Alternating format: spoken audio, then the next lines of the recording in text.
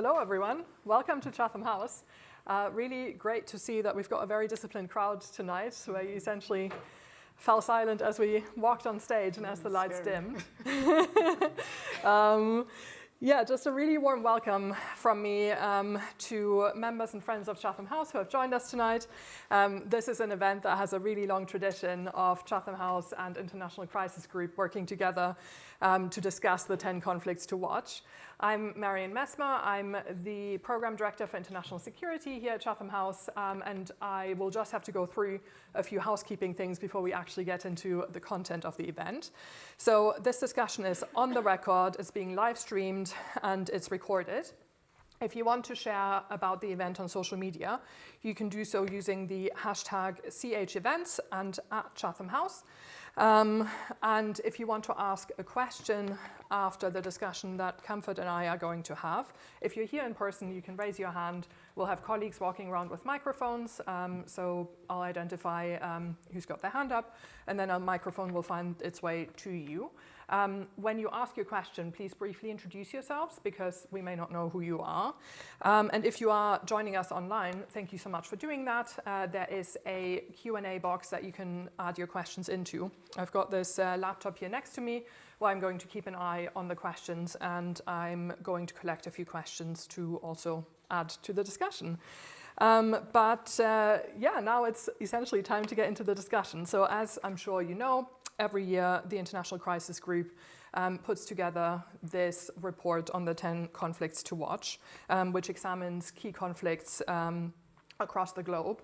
And this event has a really long tradition, and I'm really glad to be able to welcome Dr Comfort Ero, who is the President and CEO of the International Crisis Group, to discuss the report and to discuss the most pressing wars and crises that we can expect to see over 2026. So Comfort, to start us off, could you tell us a bit about the methodology that underpins the report? How did you determine those 10 conflicts? And essentially, how do you choose what makes the cut and what doesn't? Thank you, and thank you also to Chatham House for hosting us every year. And despite everything, Happy New Year. On a personal level to all of you, despite the state of the world. I mean, it's a good question because a number of people often ask us why certain countries are not on and why certain countries are on. Often you get into a country and a country through its foreign ministry or its head of state will ask why our country is on the list as well, and then they ask you another interesting question, which is, will we be on the list next year? And I say I'm not going to give the list answer away as well. But there's no science behind it. It's not a predictive tool. Crisis Group doesn't do crystal ball gazing.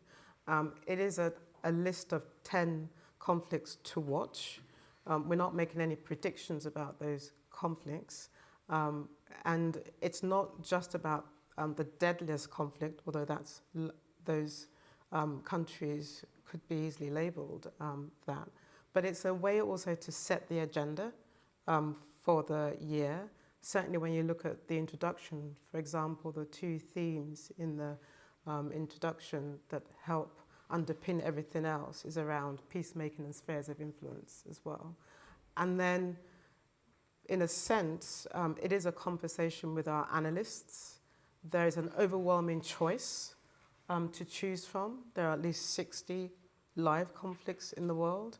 So it really does become a tussle as to which one gets to be put on the list. And it tends to evolve around ideas of the human cost of conflict, the humanitarian catastrophe, the opportunity cost. Sometimes you see the possibilities, the opportunities for peacemaking, peacekeeping. There's a geopolitical factors that underpin the decision why certain countries or conflicts make the list as well. Of course, there are other issues, as I said, around mass suffering, displacement, and all things you can imagine from a sort of a conflict prevention perspective as well. But it really is about things we believe that you can watch for various reasons. And as an organisation that spent a lot of its time thinking about making sure that conflicts that are off the radar are put on the agenda. It is also about making sure that those that are often deprioritized or not getting the type of international action behind them are given some spotlight as well. That makes sense. I think for many of us, the year started out quite shocking watching the US action unfold in Venezuela. That is one of the conflicts that did make your list, even though your report is published right at the very start of the year. So I wanted to ask how you see the situation in Venezuela unfold and what wider implications you see from US actions that took place. It's a good question. I mean, I said it's not predictive, but then a number of people said, yeah, but Venezuela is number one on your list. And said, yeah, last year Sudan was on the top of our list as well, and the year before Ukraine was at the top of the list as well. You know, I think the surprise, at least for crisis group, and I imagine for a number of you, and I want to recognize Ambassador Patriota from the region, the Brazilian ambassador to the UK. I think for a number of us, it wasn't a question of whether he was going to do something on Venezuela. I think that was pretty apparent. The question is, what was it going to be? So we're already seeing, you know, the ups. You also don't make that massive investment on the seas of the Caribbean without doing something as well. And Trump, you know, very performative, very theatrical, was always going to do something. We did put that line into the 10 conflicts about the risk around decapitation.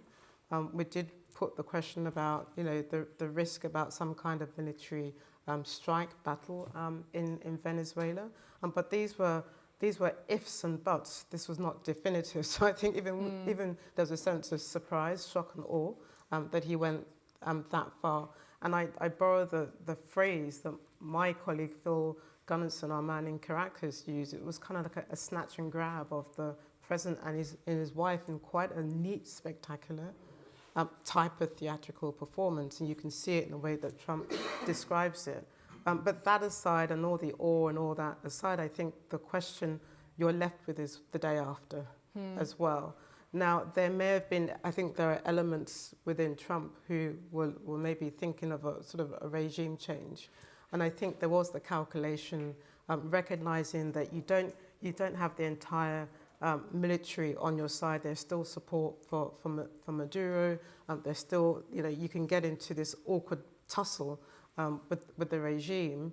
And I think also, given what happened in 2019 with Guaido, question marks as to whether Trump wanted to back the opposition. You heard what he said about Miriam Machado as well. So in a sense, there had to be some kind of deal with Chavismo. So we called it a Maduro-less, but with the regime sort of still intact as well.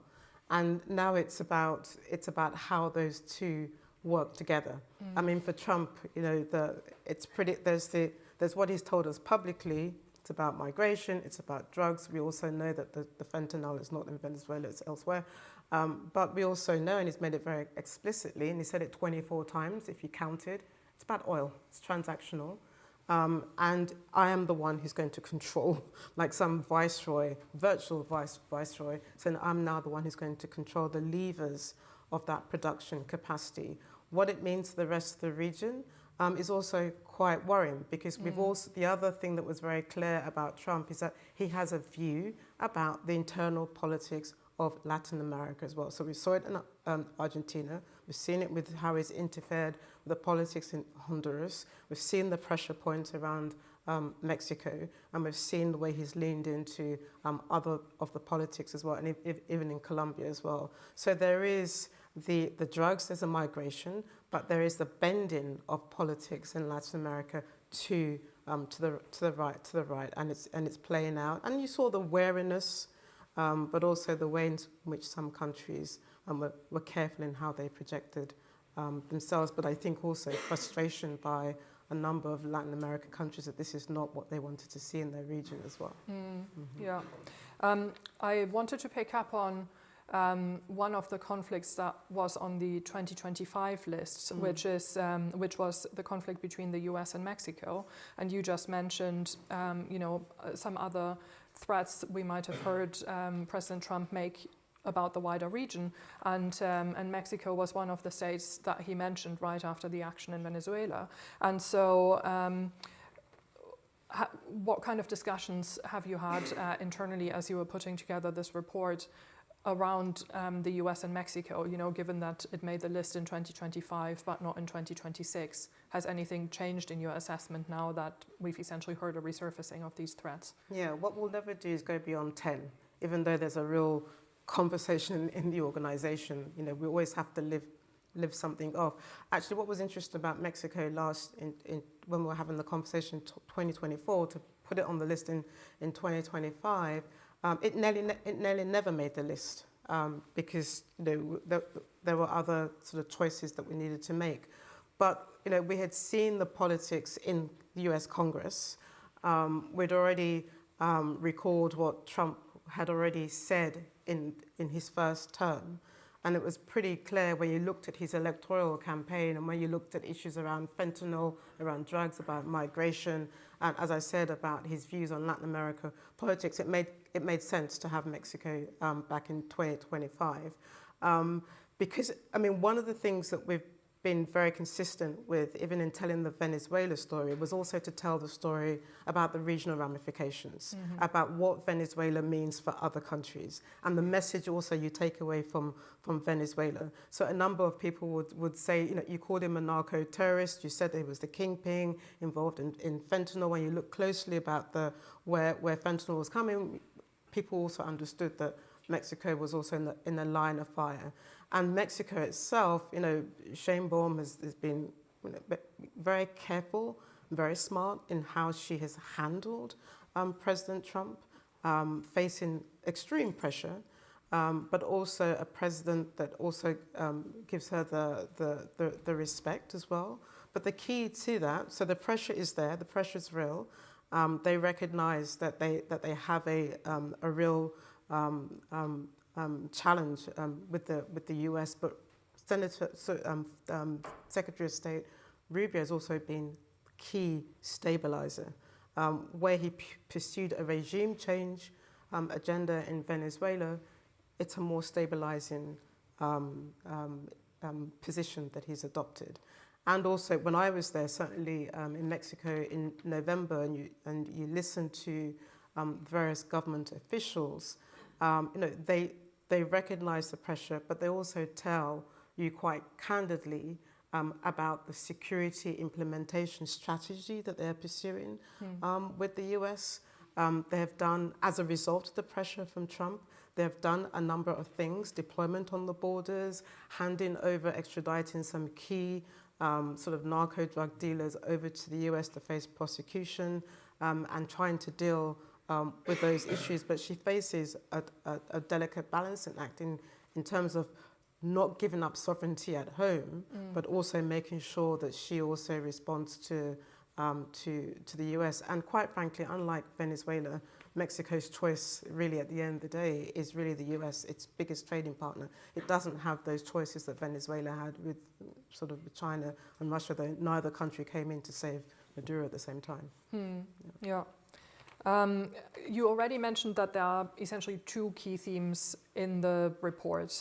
One is around peacemaking in an era of spheres of influence, which you also recently wrote about in an essay in Time magazine, in case people are interested in reading a little more about that. And then, of course, the John Roe Doctrine. Could you expand a little more on these? Yeah, I mean, look, we are all students of international relations and international peace and security, and we have our director of policy here, and I was actually having a conversation with him because at the start of last year, Ivan said to me, you know, it's going to be about spheres of influence, Western Hemisphere. Everything that Trump is projecting is about control of my backyard. But international relations has always been about some kind of regional spheres of influence as well. You know, every regional hegemon wants to claim that they are the shapers and the makers of their region. So that was already baked into international relations. This is of a different order because here you have a leader who makes it very clear, and with his own staff, Stephen Miller, makes it very clear, this is our backyard. We dictate the terms and conditions We will grab a president. We will seek to bend the politics of a region. We will neutralize non-hemispheric rivals.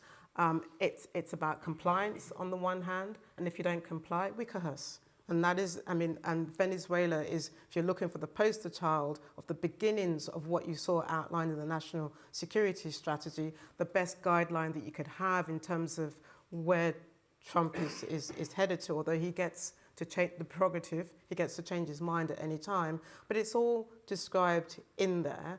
And so, and it's highly, as I said, transactional. So, Venezuela gives you the framing and the model as well. Now, and then you get the more expansionist agenda. For Trump, he's been very intoxicated by what he's managed to achieve so far in Venezuela. It's not over yet, but he's intoxicated, and that success, and he gets to define the success. The matrix of success is shaped and defined by Trump. He pulls out if he feels it's not going to go away, and he'll find a way in which to explain it and still be successful as well. So you look at that and you begin to understand the musings a year ago, but now even real, around Greenland. He's already told us about the reannexation of the Panama Canal. He's already told us about the menacing around Canada, and then you get Greenland in the mix. But it's also a clear message to Russia and China: stay in your lane. This is our lane, and you're not welcome. I think the key issue for crisis group in terms of conflict prevention and warning and looking sort of where the next great contestation looks like is not. Yes, there's no big surprise, although I think for Europe this is pretty existential, and we can talk about that in more detail. I think the big question for Putin and Xi Jinping is, what does the spheres of influence mean in our backyard vis-a-vis America? And where does your spheres of influence end? And where does it bump against our interests as well? So for Putin, what does that mean in the near abroad and in parts of Europe? And for Xi Jinping, of course, it's around Taiwan, it's around the China Sea, it's from Japan to the Philippines to Borneo. And you could see, I think, Trump hasn't completely figured it out on China, and on Asia, one could argue slightly the weak link on there. But in Europe, this is quite a real problem, especially with the Greenland. And the question is whether you take him seriously or whether this is just negotiating tactics, and then we begin to find out where we all land on this as well.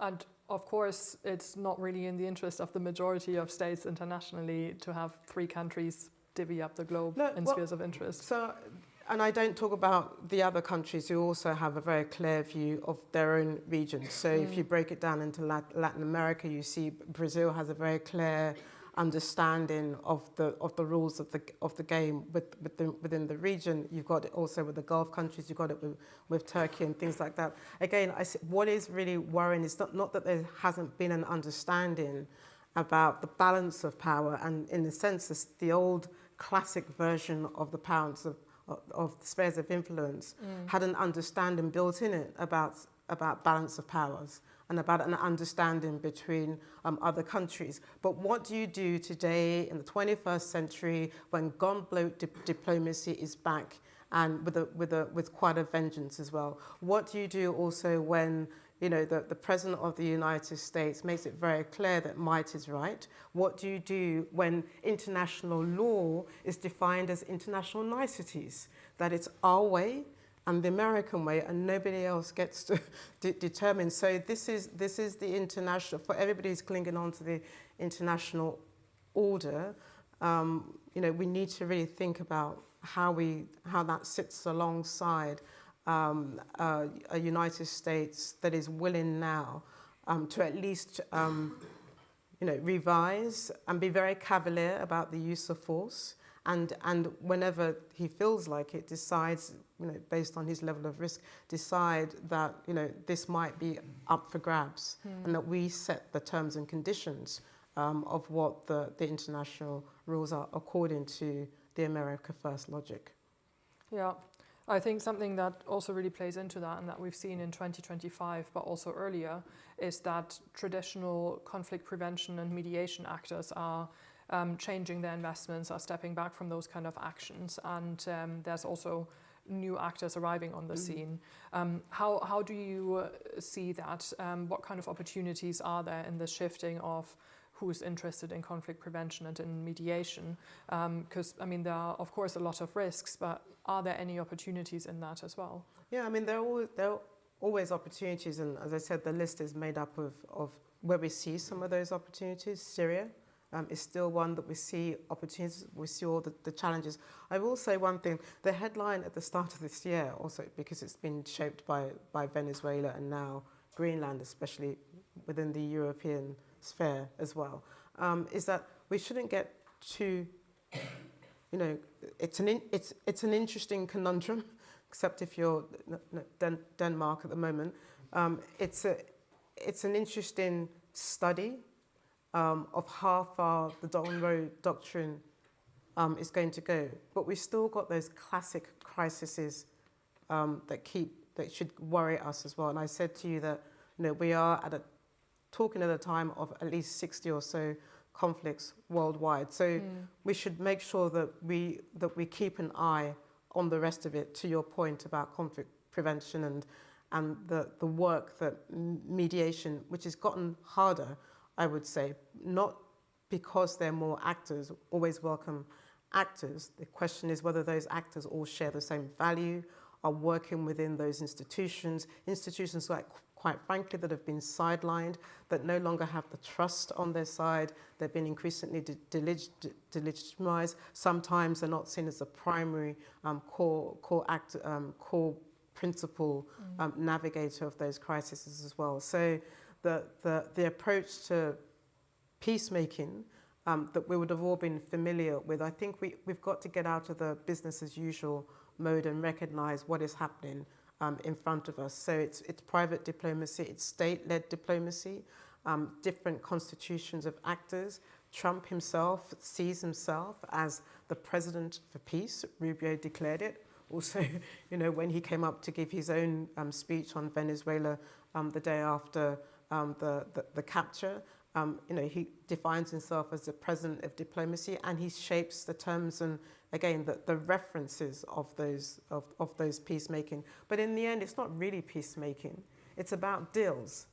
When you look at Gaza, when you look at Cambodia, Thailand, when you look at the Pakistan, India, these are truces.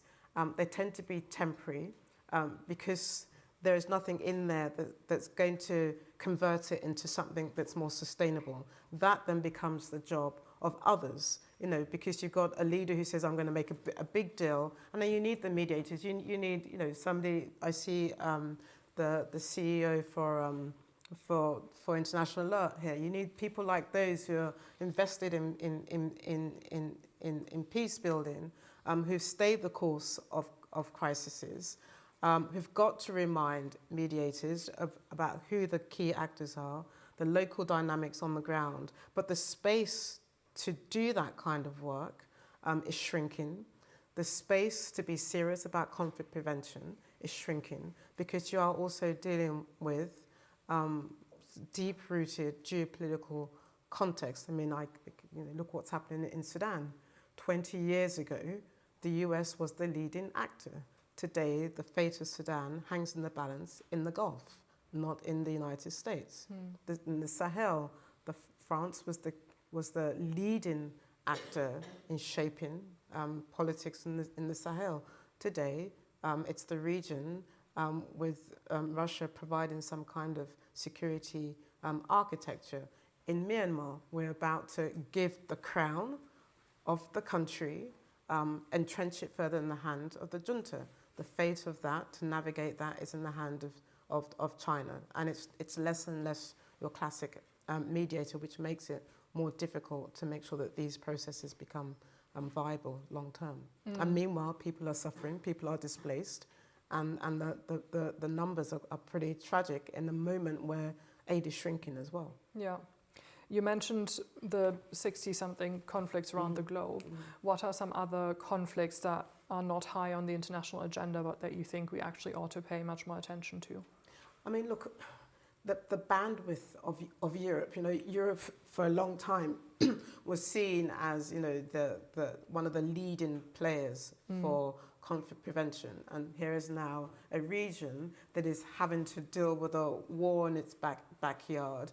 One of its key allies being a mediator, not necessarily a bad thing, being a mediator between itself and Russia, but questions about the reliability and trust, or whether you see it as an adversary. So all the key actors that you would often have relied upon do no longer have the bandwidth, the legitimacy, and are no longer the first responders as well. So I spend a great deal of my time, like you do, like Bronwyn does, in other centres, in other theatres, with other capitals that we see do have leverage, do have legitimacy, and have significant pressure that they can apply to a number of these crises as well. And I would say it's not necessarily a bad thing. I think it's actually important that we start looking clearly at others who are invested or have a clear interest in key conflicts. So, as I said, for me,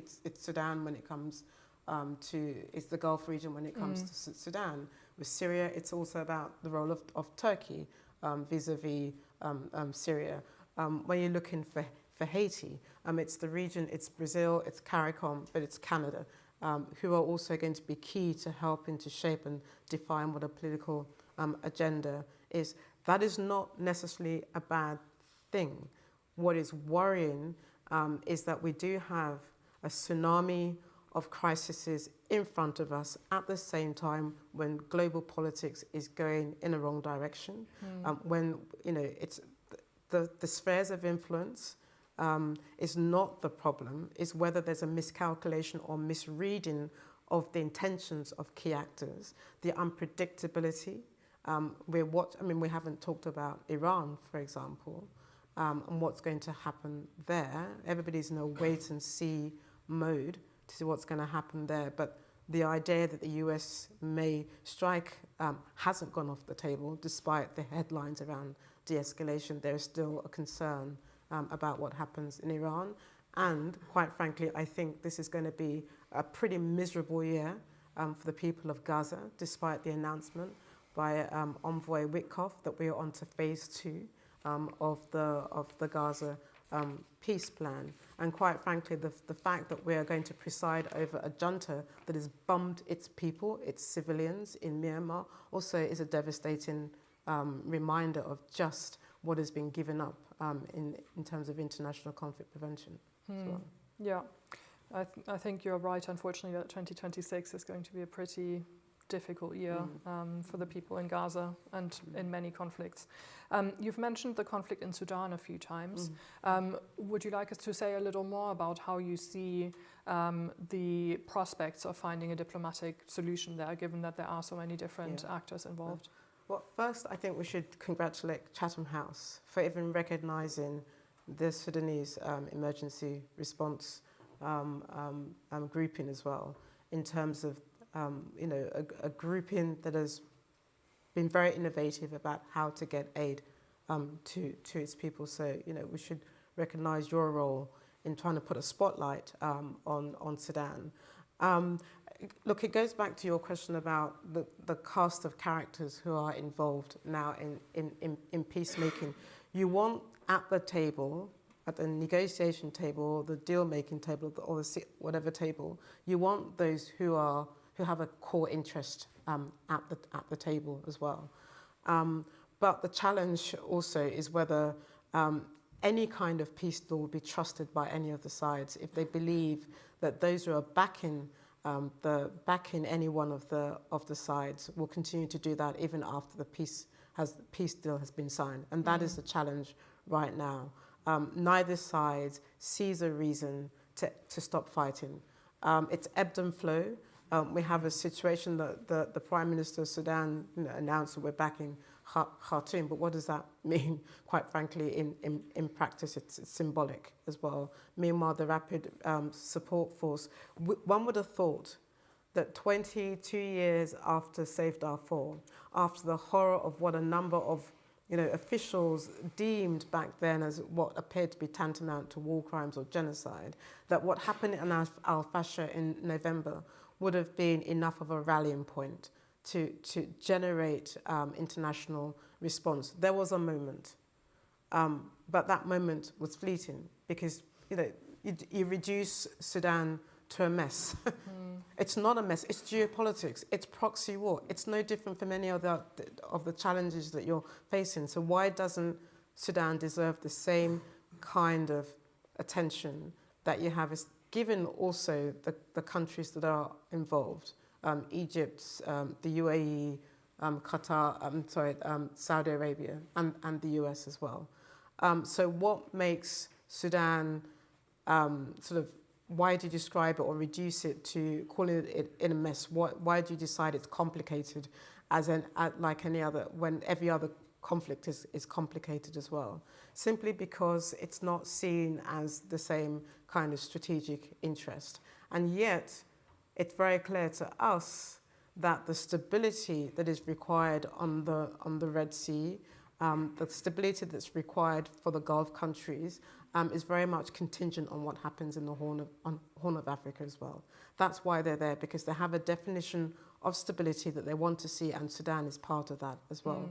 So just getting all the actors to agree, at a minimum, what does stability look like? How do you get to how do you get a ceasefire? How do you get a truce? And then how do you begin the work, the hard work of defining what a transitional process looks like? And when the balance of forces weighs against the civilians, also it becomes very difficult to think about what a viable future looks like for the Sudanese as well.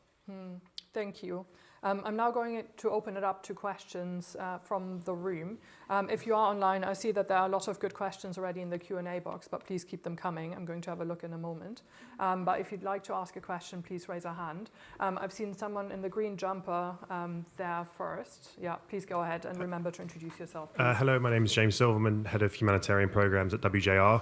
I noticed you didn't mention the UN one single time during your entire talk. So how do you see their role, if at all, in conflict resolution? And if not, in their current state, what should they do to change to become more relevant? Thank you. We also have a question up here. Thank you. Thomas Cole, Global Innovation Fund. You said that institutions have been sidelined and you see global politics going in the wrong direction. How much harder does that make your work? And how do you ensure that the work of Crisis Group remains relevant this year? Thank you. Good question. And then I'll also take one question from the online crowd, because you already mentioned Gaza. Someone is essentially asking, what prospects there are for greater stability for Gaza and essentially ensuring a better future for the Palestinian people. So we've got the role of UN, we've got relevance of international organizations, and we've got the future of Gaza. Yeah. I talked about international institutions, and in by default, that's the UN. Look, this is, I think even the UN officials will tell you that their job is going to get harder. I mean, I leave the funding aside. That's always a perennial problem. The UN has two challenges, and it happens to also be the year in which we're going to be selecting a new Secretary General. Two challenges. One is it's increasingly sidelined by its core member states. Not all member states. I think there are a group of like-minded, important geographical players, countries that still believe in the idea of an international rules-based order. Small states, some of the so-called middle powers, although I do agree with Ambassador Patriota that we shouldn't necessarily label them as sort of middle powers, but recognizing their regional sort of heft as they are. But increasingly the Security Council has been dysfunctional. Even the members of the P5 do more harm to the UN as an institution and they marginalize it. But oftentimes the UN itself marginalizes itself and doesn't play or use its political capital or use its good offices in a meaningful way. But also we have seen the effort to crush, delegitimize core institutions of the UN, like when you look at what's happening with UNRWA, for example, and the effort to delegitimize it and to extend to it labels that are not true to the mandate or the mission that it's trying to pursue. But you also see in certain conflicts, I've mentioned Sudan, I could mention other places where the UN officials, staff are caught in that humanitarian space and are kidnapped, taken hostage, and they have to negotiate their way through very difficult front lines as well. So it's an institution that is under a lot of stress, no more graver than before. The difference this time is when one of the key architects of the UN seeks to undermine it and seeks to delegitimize it, then I think it becomes existential. Having said that, they did take the resolution to the Security Council. And yes, it wasn't a perfect, in relation to Gaza, and yet it wasn't a perfect resolution, and lots of flaws, but nonetheless, they took the debate into the Security Council. So there's a recognition that you wanted to get international buy-in to the Trump plan as well.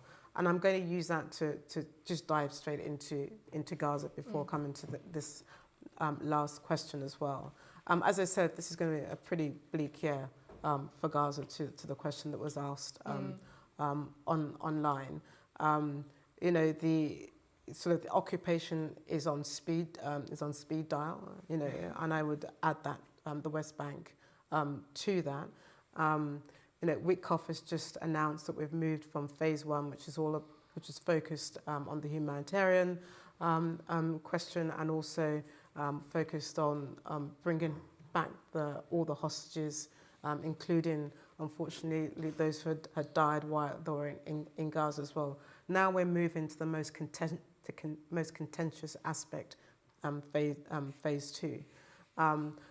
We were in Doha when there were questions that were being asked about, whether there was going to be any seriousness to get to phase 2, and those who invested in that were very clear that they wanted to make sure that they got to the tougher questions about governance, about making sure the Board of Peace comes into establishment. We expect it, at least that's what we've been told by the US, that there'll be some kind of announcement of the Peace Board and who's going to preside over that with President Trump. We're still waiting for the various people that are going to be there. But you may also get into a situation where the status quo still holds, where there's deeper occupation into the part that's controlled by Israel, and then Hamas controls the little parts of what's left. Then you've got the militia tussles within that part of the strip as well. And the human suffering will continue. I should also say that in the shadow of this, of course, is the elections for Prime Minister Netanyahu in June as well. And in that mix then becomes the wider question of what is going on in the region, with Iran. Will give him some degree of domestic legitimacy that allows him to continue with what he's doing in Gaza. Then you've got the question about the fate of Lebanon, and will he go for the sort of finished business in Hezbollah? Again, it goes back to the bleakness of Gaza. So Gaza's fate also hangs in the balance in relation to what Israel does, both within the region, domestic politics, but also the ability to really get a meaningful phase 2 around demilitarization. That's going to be hard. And then we have to talk about who's going to be part of the composition for the International Stabilization Force. As for Crisis Group and our future, but also those that are working, in this space. I mean, in the 30 years of the Crisis Group, this is probably the worst in terms of international peace and security as well. I mean, our job is to warn early, think early, and try to craft what the political will can look like, talk to all sides, and try to think through a through line. The job is no harder, but it's become more compelling. You continue to look for opportunities. You continue to look for avenues. It's not linear. Sometimes we're ahead of the curve in our thinking, and sometimes you're able to think through what at least you can do today, and leave the more difficult tasks for today, for tomorrow. But there's no shortage of choices before us, unfortunately. As I said, I'm talking to you at a moment where more than 60 conflicts worldwide. All our analysts, from Venezuela right through to Taipei, all of them on the field and trying to work out, what are the opportunities, and also we are in the end we're realistic, but we're also pragmatic as well. So we're going to try and find a through line on the politics, but engage with the politics, and it's messy. In the end, you're dealing with ugly peace processes. There's no, as much as I may have an ideal, I park that in the door and deal with the reality that's in front of us as well. Thank you. We have loads more questions in the room and online. We had a hand over there in the second row from the front, in a green velvet jacket. Thank you. Thank you, Dr. Comfort. Judel Harthy from the Chatham House Academy Leadership Program. So looking at the list of these 10 conflicts, I'm just curious if you've observed a common thread across these crises, as you said, whether it's lack of rule of law, conflicting interest. What do you see at the heart of these, as you said, the most major modern day crises we're witnessing? Thank you. Thanks. Yeah. And then we had a question in the middle here, red shirt, blue jacket. Thanks. Thank you, Nick Westcott at SOAS. The trouble with spheres of influence as a basis of global order is it leaves the fuzzy areas in the middle, which either the great powers come into conflict over or entrepreneurial regional powers decide they can grab a bit more. I want to ask about Somalia. You've mentioned Sudan, you have Ethiopia, Eritrea on your list, but the highest risk at the moment appears to be that Somalia is going to disintegrate again into another proxy conflict, and that could ignite the whole of the Horn, which seems to me one of these perhaps fuzzy areas that is at high risk of conflict. Thank you. And then we had two questions online. So there was one, how international actors can reshape incentives when conflict can benefit some actors economically. So essentially, how can you disrupt the economic benefit that some actors are getting from conflict to prioritize peace? I would sort of rephrase it. And then there was a question about concern about escalation in the Balkans and what can be done. And I guess whether this is one of those areas or one of those potential conflicts that's falling off the European radar given all the other concerns that are going on. And I took notes of the questions, so if you need a reminder, we can do that. We held our 30th anniversary in Sarajevo. So the Balkans was definitely high in our mind. And I think with with the current sort of focus, I think there are a number of parts of the edges of Europe that I think are definitely keeping Crisis Group up at night. And I know Olia is here, and it's pretty clear in our Europe program, beyond Ukraine, the other places that we're keeping an eye on for us. And 30 years on from the founding of Crisis Group at the height of the siege of Sarajevo, we're still far from unfinished business in the Western Balkans. So it's still going to stay as a core interest and concern for Crisis Group, alongside all the other near abroad countries as well. Nick, I thought you were going to make a case for why Somalia was left off our list. What I will say also is that we put out another list every year that sits alongside the 10 conflicts, the Africa priority list. Normally we tie it to the Africa Union, and when our colleague at the back was asking about the UN, multilateral institution that I think we are gravely concerned about is the African Union. You know, Somaliland has also added to the anxiety as to what's going to happen with Somalia. And then the great power competition is also now complicating politics in Somalia.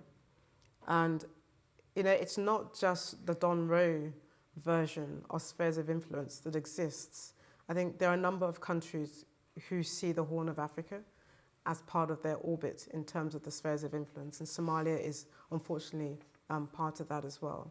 So I do worry that, again, the old classic issues, Nick, that you were dealing with when you were the managing director, you know, and the Africa director at the EU haven't gone away, which is the tensions between the federal states and Mogadishu, which is the fact that you can't really think through what a federal solution looks like, and then which is partly that Somalia has been carved out by the various interests of those on the other side of the Gulf.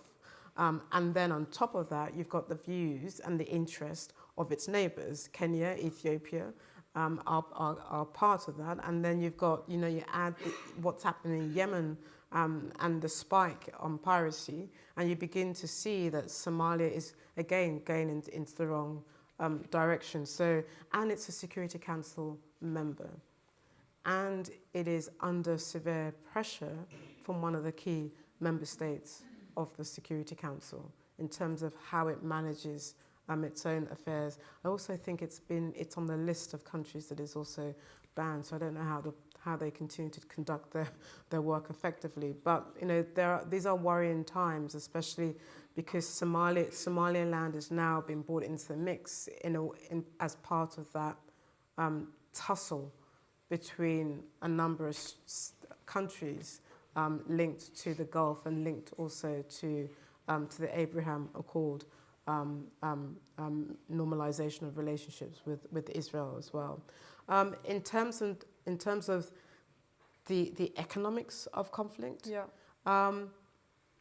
when you have leaders that have made it very clear that peacemaking is now largely transactional, and the reason why I grab a country is because of the oil, the reason why I'm interested in this mass of land is because of critical minerals, and you've effectively upped the stakes in terms of the economics of a conflict as well. So we are in this curious situation where, having spent a lot of time thinking about how you deal with conflict resources and how you help countries think about economic governance, now you suddenly find in yourself where some of the core mediators or actors engaged in conflicts are not shy in articulating that the reasons why they're interested in a particular country and its conflict is tied to its resource. And when you dangle or when you put trade and tariffs in the mix in terms of trying to use it as an instrument to cajole, to urge, or to get people on side, it does complicate the whole process of peacemaking as well. And then you were asking me about one of the themes. It is that, I mean, there's always been transaction in international relations, but it's, you know, there are a couple of the two key themes and threads in the 10 conflicts is about spheres of influence, and is about peacemaking. And in fact, because, you know, Trump positioned himself as a sort of president for diplomacy, and the first few pages of his national security strategy are a sort of a glorification of all the, you know, peace deals that he's done. We lost count at one point in Crisis Group. Was it 8? Was it 6? Was it 11? So we wanted to test that out and understand the definition of peacemaking a la Trump. And in the end, it's about deals and truces. And deals and truces are not bad in themselves, because in the end, what do we care about, and what you should all care about, is about ending and stopping the guns. so that you can get, the aid to people, to reduce the suffering, to reduce the displacement. That's what you should care about. But the next difficult part about the currency conversion, to borrow a term of my colleagues, and converting that truce into a more sustained outcome, so you don't continue to see this burst and recycling, that's the bit that I think we have to judge the process on. And that is one of the themes that comes through in the piece. The other piece that comes through is I think one of the things we're worried about is this normalization of war and this lawlessness and this cavalier approach to, I'm making a bet. As I said, the intoxication of Venezuela may now lead to testing and probing other places. And when, the United States itself turns around and reduces international law to international niceties, then that is a worrying concern.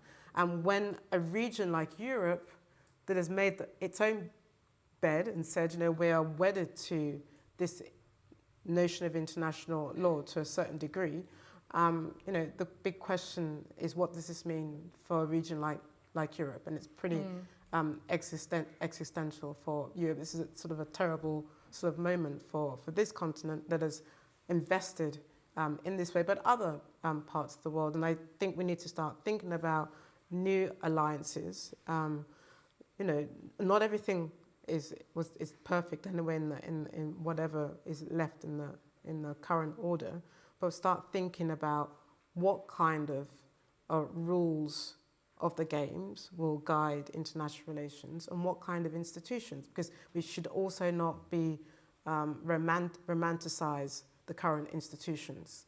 There's a lot wrong with the current multilateral system. There's a lot that's wrong with the current international institutions, and we have to recognize that and think through, what happens next. But we'd also said in the piece that, to be fair, President Trump brought a degree of energy where diplomacy itself was suffering before, and where leaders before, President Biden, for example, hadn't, effectively helped change the dynamics, for example, in Gaza. Thank you. With an eye to the clock, we probably have time for 2 more questions. So we had the gentleman in the blue shirt, 4th row from the front. Thanks. And then I'll take 1 more question from online. Thank you very much for the amazing speech. My name is Human. I'm a PhD researcher over financial crime with focus on Russia, China, and others. I'm interested in the others. Yes. To what extent does Russian money laundering continue to fuel the conflict dynamics in fragile states? And what concrete enforcement gap in Western financial system remain most concerning in 2026? Thank you. Good question. And then the question from online was whether you had any thoughts about Yemen's future. That's a good question. There are other organizations and others in the room that are best placed to zoom in on the money laundering and institutions, anti-corruption institutions that are doing the work. I will say one thing about, how Russia, when I look at it from, for example, the perspective of the Sahel, or, Central Africa region, or even other parts of Africa as well, and the intensive efforts, whether it's disinformation, counter narratives, and the investment made by Russia in an effort to look for other allies at a moment where it's feeling the pressure, the sanctions, for example, from Europe as well. So it's built a strategy to try and build alliances in other places and look for opportunities, especially where the West itself has become increasingly a problem actor, in France, for example, and the effective information campaign that Russia launched that enabled much of what we're seeing now in terms of the Sahelian politics as well. So it's been, it's been effective. It hasn't been about laundering of money. It's been an effective information campaign, but also accompanied by a security umbrella. I'll leave aside the question about the quality of the security umbrella and whether it's been helpful to the Sahelian countries, and I say the same thing for Central African Republic, but also it's also lost out, i.e. Venezuela as well, and to a degree lost out in Syria. So it's also been questionable for Russia as well. On the second, the future of Yemen. The future of Yemen. Yemen in a sense is tied to Sudan.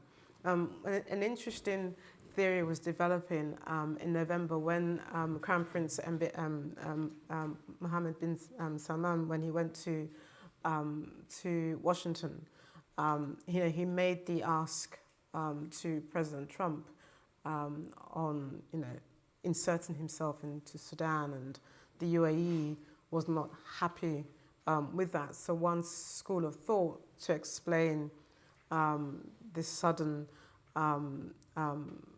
attack in the south of the Yemen was upset because by the UAE vis-a-vis the way in which the Sudan question and its role was raised there.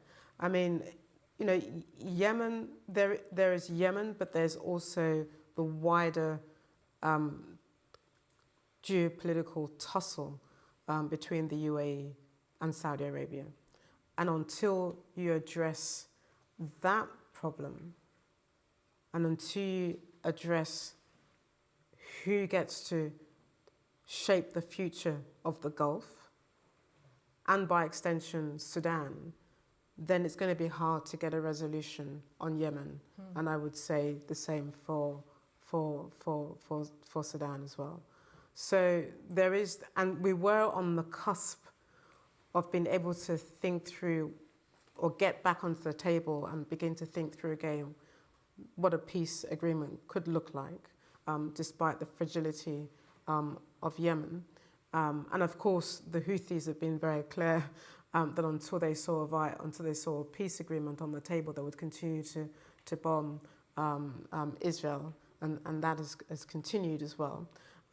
But in terms of Yemen itself, until we can get some strategic alignment between the UAE and Saudi Arabia, although the way in which Saudi Arabia went into Yemen just before Christmas or just after the New Year, to effectively remind the UAE who's in charge here, that may have altered the dynamics because the UAE then packed its bags and left as well. But that's not the end of the story, because we still need to deal with the intra-Yemeni problem. We still need to deal with a very fragile